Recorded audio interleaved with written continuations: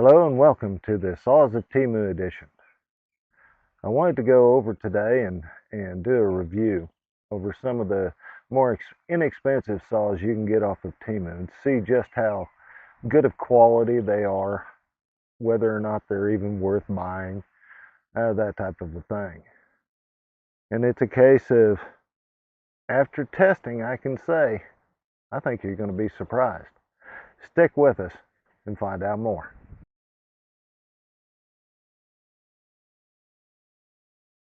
Talking about something being good quality or bad quality, it's kind of meaningless without an actual demonstration of it or reasons for making the claim.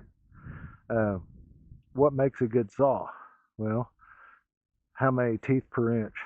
Okay, because generally the more teeth per inch, the longer it takes to cut something. That may sound counterintuitive, but the more teeth, the smaller of a bite each tooth is taking. But the larger the teeth, the better the steel has to be, or else it'll quickly dull, and then you'll be sawing forever because you're doing friction at that point, more like a serrated knife than a saw. Now, the wood I have chosen, it is this stuff here. It's good old elm. And I'll tell you what, this is some good hard wood. Okay, elm is nothing to scoff at.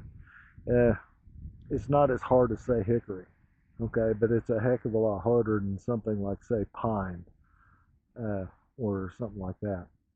This stuff is great firewood. Heck, you can even use it to make bow drill sets. But when it comes down to it, you got to cut the wood first, whether you're going to use it for fire or whatever. Now, the harder the wood, the better it tends to be for firewood, because the longer it's going to burn. The more BTUs it's going to give you as well.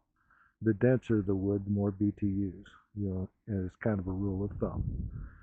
Now, with all this in mind, I'm going to reset up this camera, and then I'm going to do some actual cutting for y'all. First saw under consideration, the folding Temu, the small one. Now, the blade shape and teeth configuration, as you can see, this one is well worn, well used. I've had it for over a year. I've used this extensively. It has been used on harder wood than elm. It's been used on various fruit woods. We'll get to the point. Let's show a demonstration.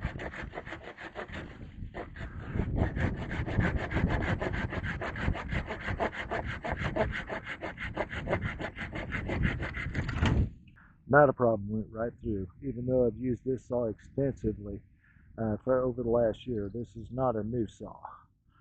This one, I bought it for doing some pruning.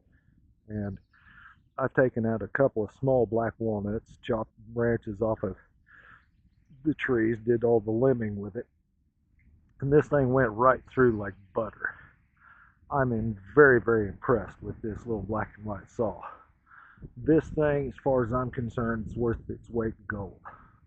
It's proven that it is an effective saw. Now, the next saw,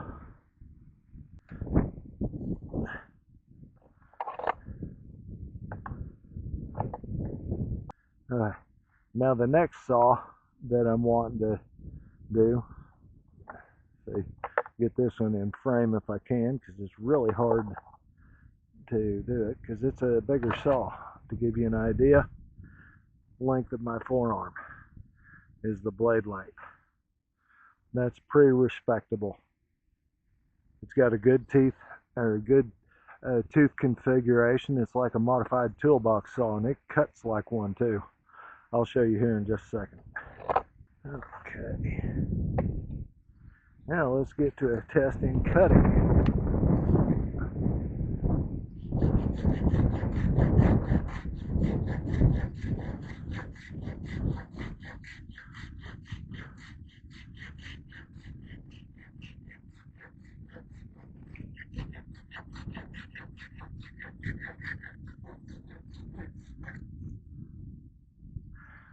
Right through, just like butter.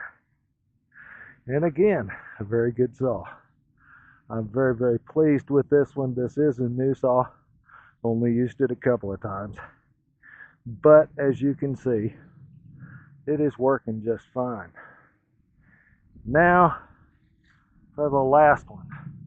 Now this is the behemoth. This thing is a big saw. I don't know if you can even come close to seeing what I'm seeing here, but this thing is almost as long as my arm. Now I picked this one up kind of as a gimmick saw.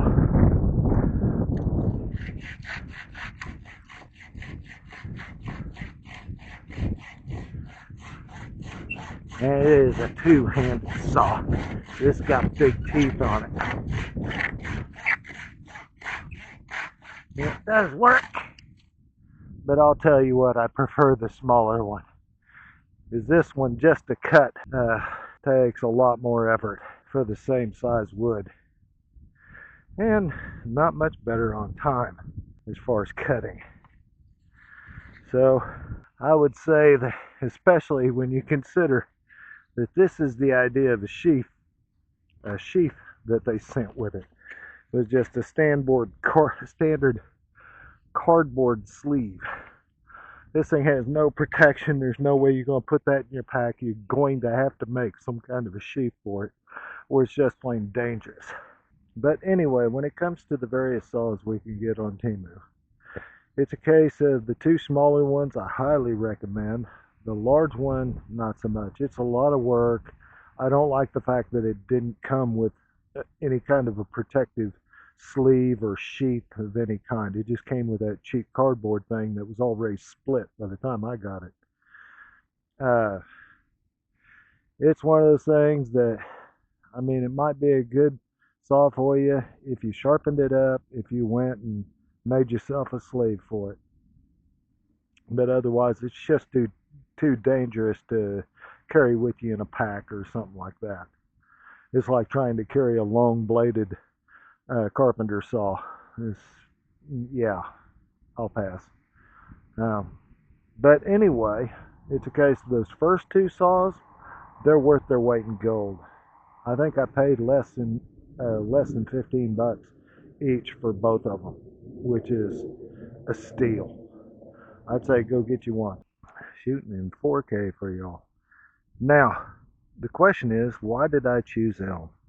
It's not just because I've got a bunch, because I do. I mean, don't get me wrong.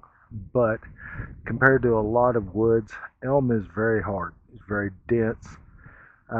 It's not as hard to say red oak is dry. But it's getting there, okay? It is a hardwood.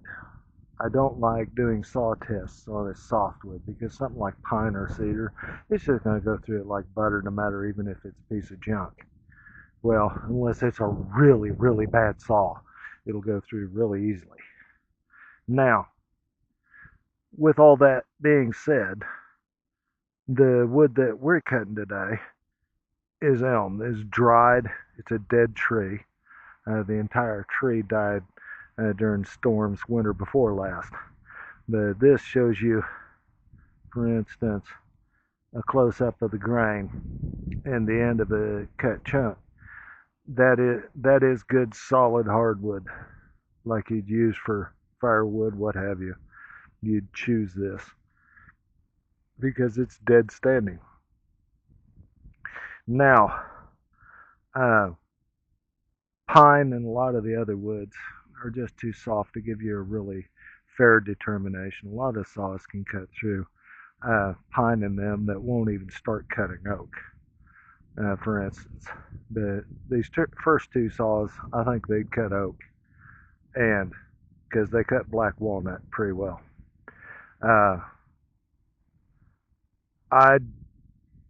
You'd have to try them on something as dense, and I mean it's just as rock hard as like rock maple or hickory.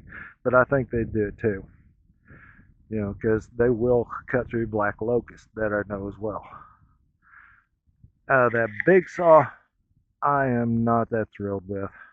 I mean, if you're watching this to consider something that you might purchase or something, I wouldn't waste your money on that big saw. I mean, if you're wanting a gimmick, go for it. because it's cheap enough. But if you're wanting something to throw in your backpack, okay, I would actually advise the small black and white saw. Now that's the biggest of the black and white saws that you can get, that I have found that are folding like that. They're all over Temu when you go looking for folding camp saw. That second one, it's a really, really nice saw, and if you don't mind having to carry it on your belt, you could strap it to your pack, but you might well lose the saw because it's in the sheath and it does click lock into the sheath, but it's not super solid on that click lock. Hanging from your belt, yeah, it's going to be just right at hand, perfect for it whenever you want it. Otherwise, I'd find some or figure out a way using paracord or whatever to strap it down to the sheath to make sure that it can't pop out if you strap it to your pack. That's just some advice. Let me get the sun out of there. Hopefully, you have found all this information helpful, worthwhile, and unbiased. Because what I've been getting sick of is watching YouTube and seeing nothing but biased reviews on everything. That's getting so old, and I know if it's so old for me, it's probably something you're not wanting to see either. So I'm going to try to shoot it to you straight and fair. I don't care where it's made, so long as it's made well. Okay, I'm going to destroy it if it can be destroyed, type thing. You know, I am not super easy on tools. I don't even claim to be. If I buy something, I expect it to perform, whether it cost me $10 or whether it cost me $100. I don't care. I will put it through the same torture test either way. And if a $100 tool fails, it's junk. If a $10 tool fails, it's junk. That's the way I rate things. If it fails to do its job, it never was good for the purpose. I don't care who made it, how expensive it was made, or what it's made out of. You get my drift. But it has to do the job of the tool that I bought it for. If I bought a saw, it better do the job of a saw well. Okay, so you all have a nice day. It was good talking to you. If you like this video, like and subscribe.